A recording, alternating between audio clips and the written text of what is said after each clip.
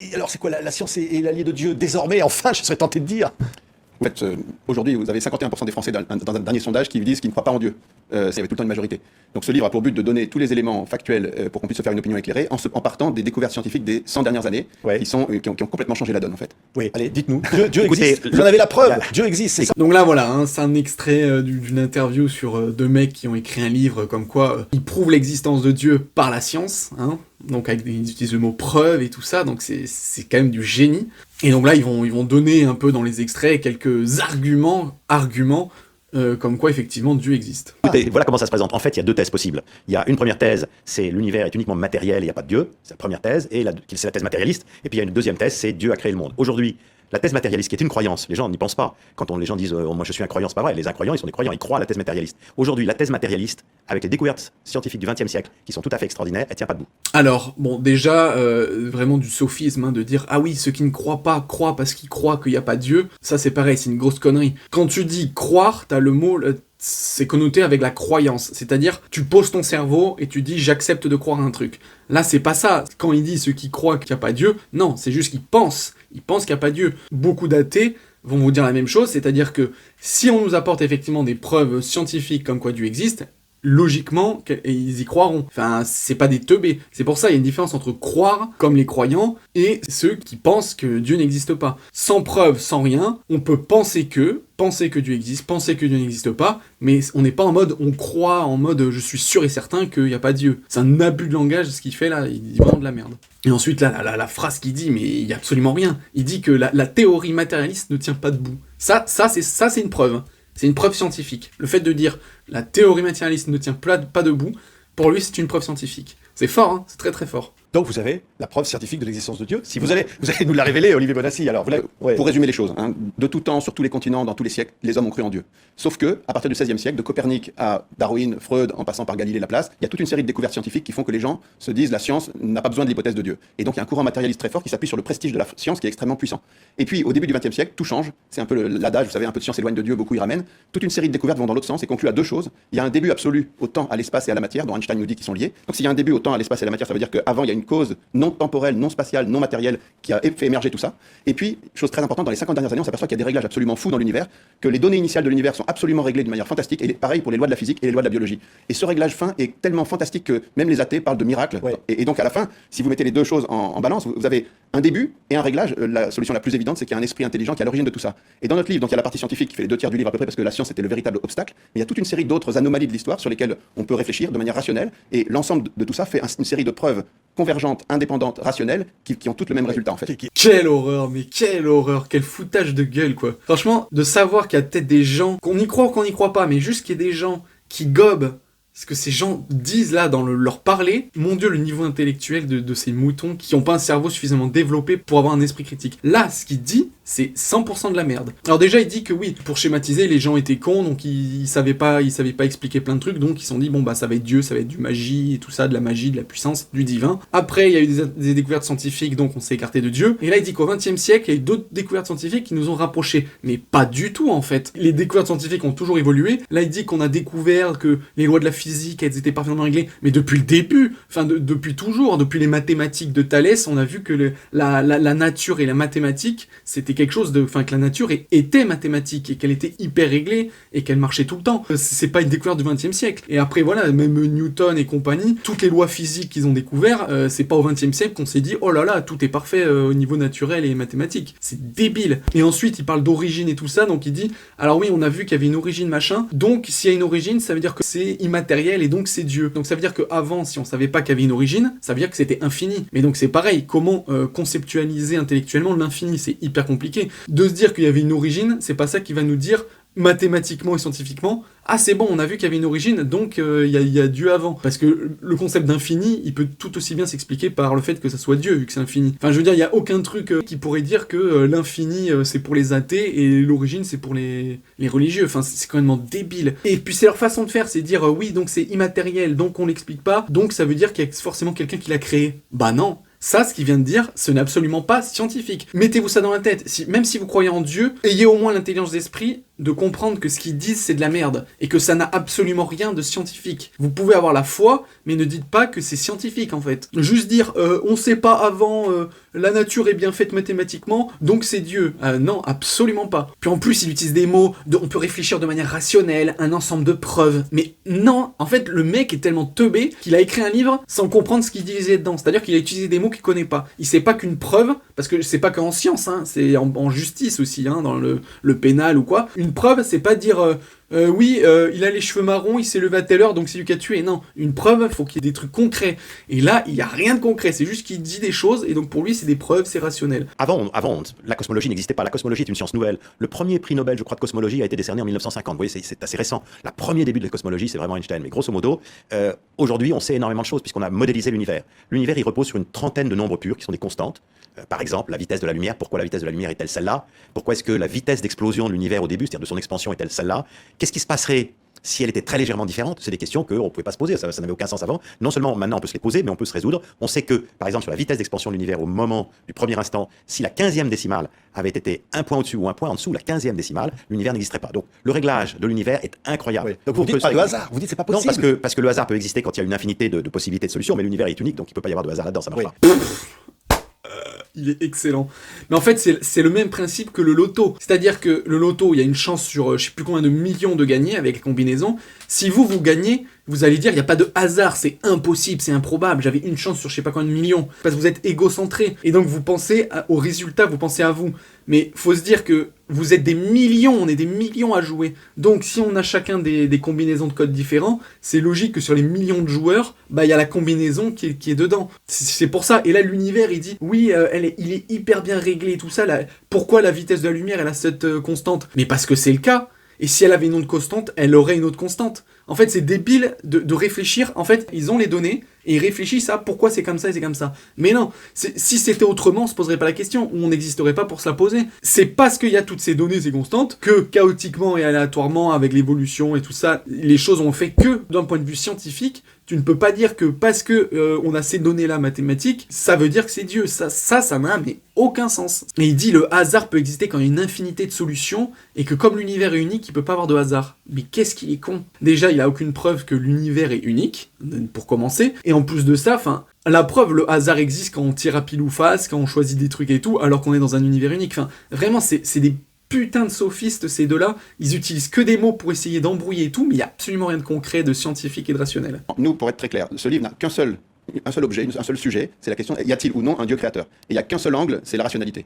Voilà. Et par contre, pour traiter sérieusement cette question, on a ouvert une douzaine de dossiers indépendants, et on regarde dans chaque cas, factuellement, rationnellement, quelle est la réponse la plus adaptée? Dieu existe ou Dieu n'existe pas? Et sur chacun des cas, tous les clignotants, si vous voulez, il y a un strike, tous les clignotants passent au vert en même temps, et à la fin vous vous dites, bon bah, de toute façon, parce que la réponse, savoir si Dieu existe ou pas, la réponse existe quelque part, indépendamment de nous. Nous, la seule chose qui nous empêche de savoir, c'est notre manque de connaissance. Or, la connaissance a beaucoup progressé, et comme il y a des interactions entre ces deux thèses dont parlait Michel-Yves et le monde, qui fait que par exemple, si Dieu n'existe pas, toutes les théories athées de tous les temps ont dit le temps est infini dans le passé, la matière a toujours existé. Bon, mais ça, c'est fini, on peut plus penser ça scientifiquement, parce que maintenant on sait qu'il y a eu un début au temps, à l'espace et à la matière. Alors, il a dit une seule chose intéressante, c'est dire que effectivement la réponse ultime, personne ne l'a. Les athées ne l'ont pas, les croyants ne l'ont pas, etc. Les croyants croient et les athées pensent. Mais aucun des deux ont la réponse. Mais là, il revient de dire une grosse connerie, quoi. Il dit que les théories athées disaient que le temps est infini, et que comme on a découvert qu'il y avait une origine avec le Big Bang, comme c'est les athées qui avaient cette théorie de l'infini, vu que la science a découvert qu'il y avait une origine, paf, ça veut dire que c'est Dieu et que c'est religieux. Mais c'est débile! Déjà, les religieux, les premiers, il y a 2000 ans, même il y a plus de ça, les religions, ils sont hyper vieilles. Je pense que la plupart des religions disaient qu'il y avait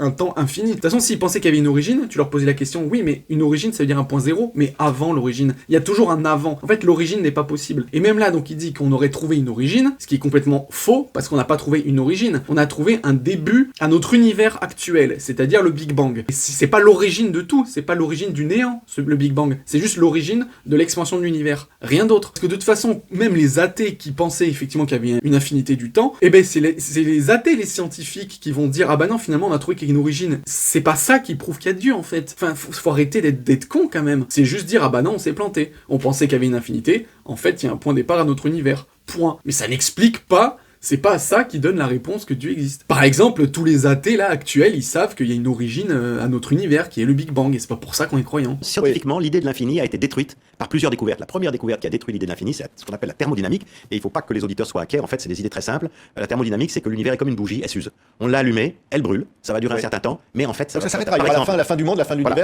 Par exemple, le Soleil que nous aimons beaucoup, il est né il y a 4 milliards d'années, avant il n'existait pas. Et nous savons aujourd'hui que dans 5 milliards d'années, il sera complètement éteint, il sera complètement noir et froid. Donc ça me fait rire parce qu'il parle de ça comme si, bravo. Le fait que le Soleil a 5 milliards d'années, c'est les scientifiques, même athées, qui pensaient ça. Alors que les religieux, c'est ceux qui brûlaient les gens qui disaient que le Soleil a 5 milliards d'années, par exemple. Et après le Soleil, toutes les autres étoiles, le Soleil est une étoile, toutes les autres étoiles de l'univers vont s'éteindre les unes après les autres, comme un tas de bûches dans une cheminée. Donc dans un certain temps, loin c'est certain, mais peu importe, dans un certain temps, l'univers sera entièrement noir et glacial. Voilà. Donc c'est une vérité scientifique aujourd'hui. Ok, là il vient de lire un manuel de physique ou d'astrophysique, mais ça voilà, les scientifiques le savent très bien. Et en quoi ça veut dire, oh putain, ça veut dire que c'est Dieu. Il n'y a aucune preuve. Et de toute façon, les athées sont au courant de ça, hein, que le Big Bang, il y a un début, un milieu et qu'il y aura plus ou moins une fin. C'est, comme il dit, la thermodynamique, c'est la loi de l'entropie. En fait, ils sont malins parce qu'ils retournent les dernières découvertes scientifiques. Comment dire ? En fait, il y avait les croyants qui savaient rien, après t'as les athées scientifiques qui ont donné des trucs, et après t'as, on va dire, voilà, le 20e siècle avec les dernières découvertes. Et eux, ces petits malins, ils sont en train de dire « Ah mais regardez, comme les découvertes scientifiques du 20e siècle bouleversent les découvertes scientifiques d'avant, et que comme c'était les athées qui étaient dans cette période-là, où ils vont opposer, c'est-à-dire qu'en fait, ils vont dire, comme les athées de cette époque, ils avaient faux, on va dire que du coup, ça va dans la théorie des croyants. Mais pas du tout, c'est juste que les scientifiques qui pensaient des choses en étant scientifiques, en faisant des découvertes scientifiques, ils évoluent et ils voient, ils se contredisent. Mais en fait, c'est le principe de la science, justement. C'est faire des découvertes, se tromper, réussir, faire des théorèmes, voir les essayer, si ça marche pas, et faire des découvertes tout le temps scientifiques.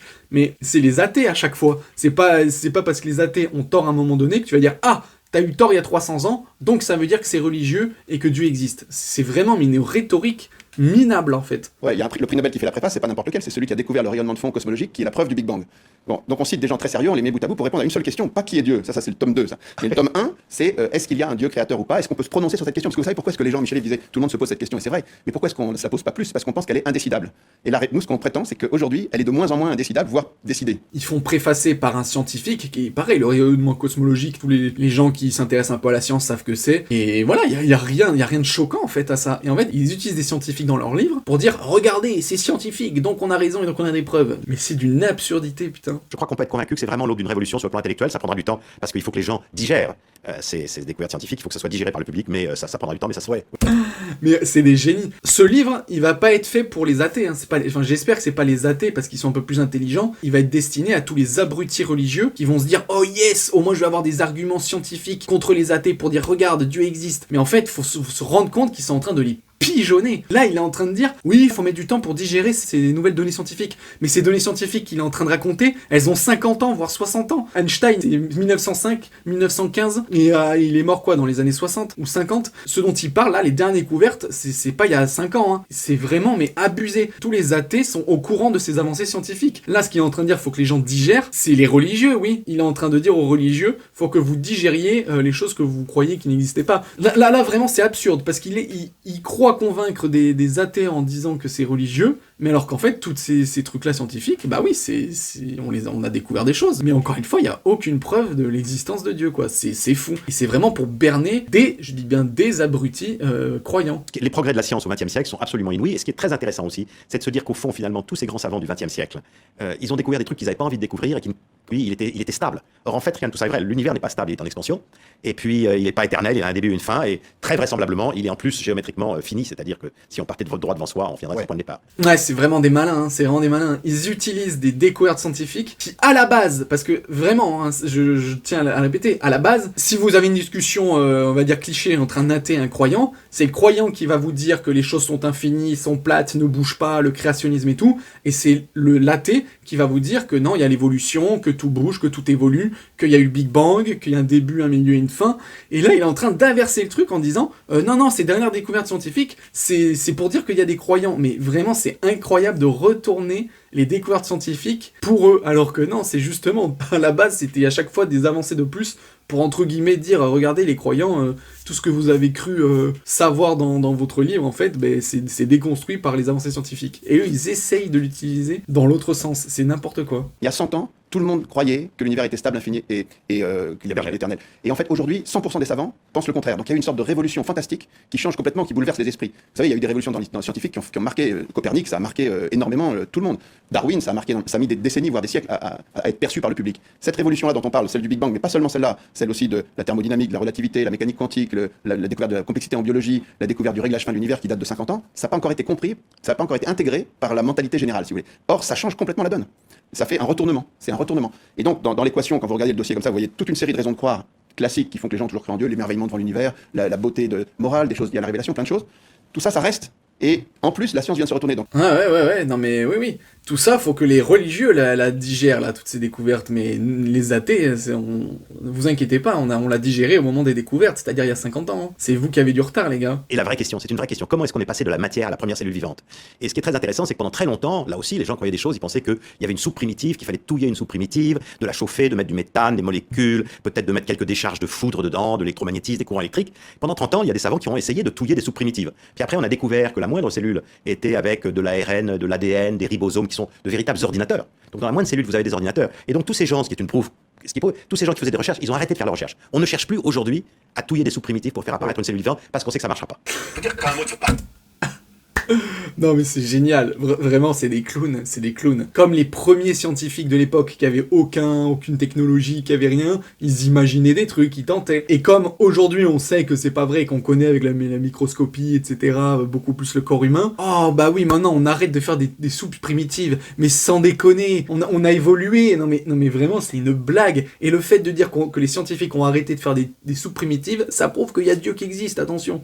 Non mais vraiment, mais pitié, n'achetez pas cette merde, quoi. Mais même si vous êtes croyant, quoi, ayez votre foi pure de croyant, mais cette merde qui est créée par des humains qui veulent juste vous arnaquer, oh mon Dieu. Je peux dire qu'à un mot de votre parcours, vous êtes hommes d'affaires tous les deux. On peut le lire déjà comme des récits de découvertes qui sont très intéressants, et puis ils font des découvertes que eux ne souhaitaient pas du tout, ils souhaitaient pas découvrir ça.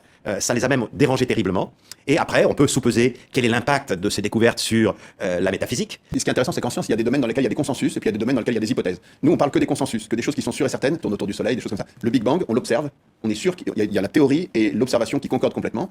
Personne ne remet ça en cause, donc on peut réfléchir à partir de points comme ça. Les gens n'osaient pas trop en parler, soulever le sujet, il y a une sorte de peur un peu de cette question, alors qu'il y a une attente, donc on est assez surpris effectivement de la réaction. Si j'insiste sur un point quand même, deux exigences, une d'être très juste scientifiquement, et une autre d'être accessible pour tout le monde. Alors moi je dis de 7 à 77 ans, Michel dit à partir de 15 ans, mais en tout cas c'est fait pour être compris par tout le monde, parce qu'effectivement c'est écrit de manière simple, on a fait relire par des tas de gens pour que ce soit compréhensible, il n'y a pas de jargon, et on explique tout, voilà. Et oui, voilà, tout est dit à la fin en fait, c'est que les mecs ils viennent du monde du business à la base. Il dit oui, on a fait un livre où il y a que des consensus scientifiques, etc.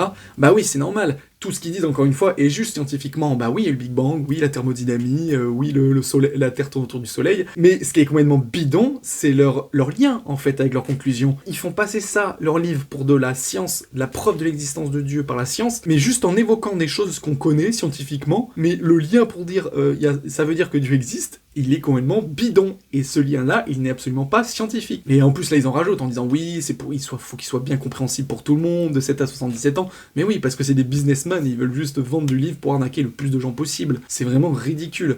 Et pour finir, du coup, ce qui est marrant, c'est que dans leur livre, ils disent qu'ils parlent de l'existence de Dieu, mais jamais des dieux. C'est juste du prosélytisme abrahamique et du business marketing. Bizarrement, ils sont sûrs et certains qu'il y a un dieu. Alors qu'on a l'hindouisme, je sais plus si le shintoïsme et le taoïsme, il y a plusieurs dieux, on a les religions animistes. Enfin, il peut effectivement avoir une entité supérieure qui crée, mais ça pourrait être plusieurs dieux et des trucs comme ça. Là, bizarrement, c'est la preuve qu'il y a un dieu. Et même là, il est orienté judéo-christiano-musulman. Voilà, donc ça montre la nullité du livre. Et en plus, ce qui est marrant, c'est que ça casse la religion elle-même. Car la religion, elle est basée sur quoi ? Sur l'acte de foi. Cet acte de foi, disparaît s'il y a une preuve. Parce que la foi, c'est justement dire, peu importe ce que tu me dis, peu importe ce que je vois ou que tu me montres, moi j'ai la foi quoi qu'il arrive. Et on dit que Dieu il reconnaîtra ceux qui croient en lui. Donc en fait, si vous lui apportez la preuve que Dieu existe, ben, ça veut dire que tous les croyants n'existeront plus parce qu'ils ne croiront plus vu qu'ils le sauront que Dieu existe. Si vraiment c'était vrai alors que c'est une absolue connerie,